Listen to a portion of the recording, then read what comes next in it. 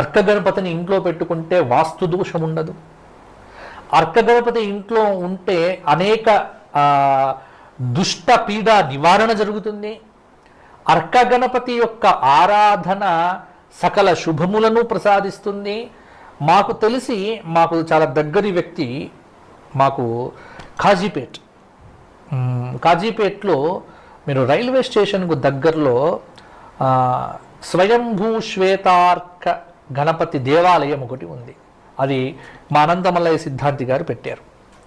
ఆయనకు ఎప్పుడూ చాలా ఏళ్ల క్రితం అంటే దాదాపుగా 1999 2000 ప్రాంతంలో అనుకుంటా ఆయనకు అది లభించింది.